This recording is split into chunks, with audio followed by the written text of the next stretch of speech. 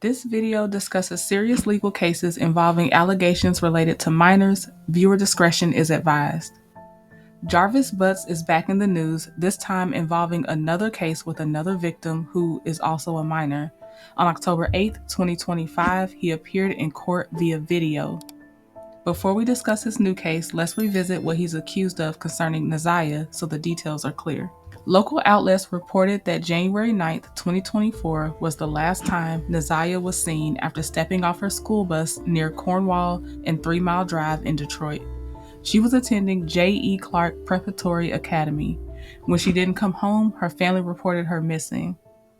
Naziah lived with her aunt and met Jarvis through that aunt, his girlfriend at the time. Jarvis eventually began grooming Naziah and led her to believe they were in love. In local coverage, several details stood out. A school ID associated with Naziah was found by a woman who said she turned it over to police. Clothing believed to be hers was reported near 7 Mile and Berg, and glasses similar to Naziah's were later recovered after a vehicle was returned.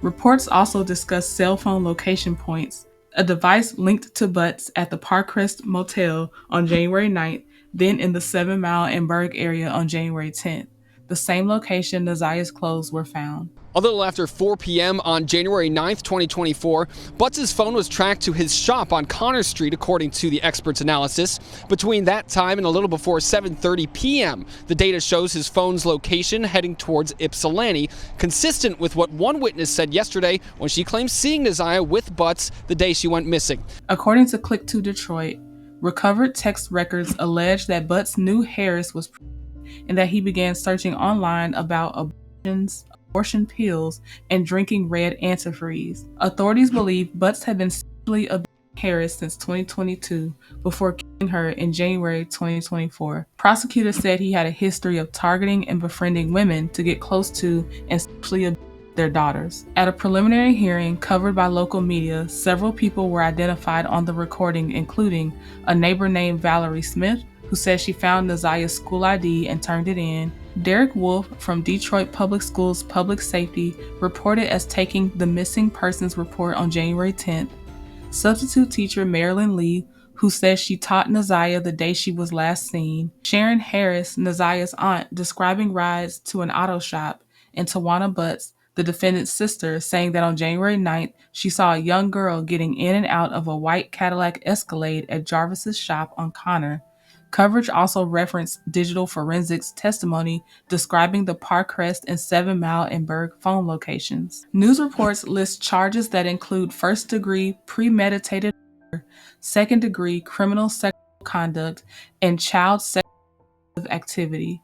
The case was later bound over to circuit court for trial. Prosecutors announced a separate case involving an 8-year-old female relative with allegations dated June 16, 2021 through June 16, 2022. Coverage places the location at an auto repair shop on East Warren Avenue in Detroit. The listed charges are criminal sexual conduct, first degree under 13, and criminal sexual conduct, second degree. To protect the alleged minor victim, not many other details are known to the public. On October 8, 2025, Jarvis Butts made a video appearance for court in this separate case.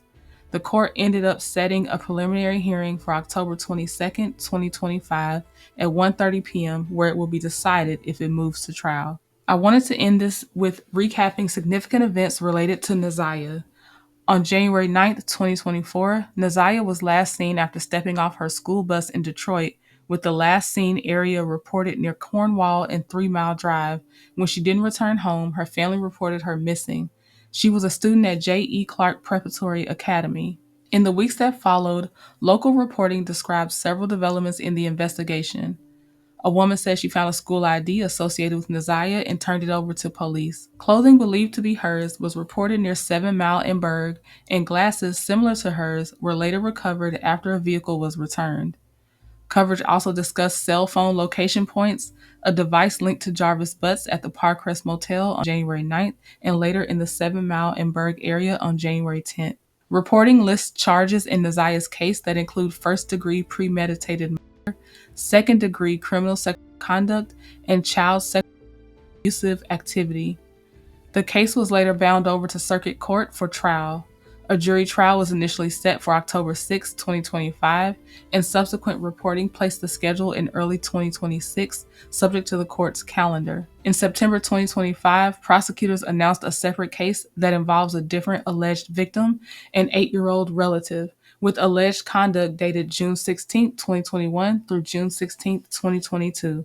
Coverage identifies an auto repair shop on East Warren Avenue in Detroit as the location associated with those allegations.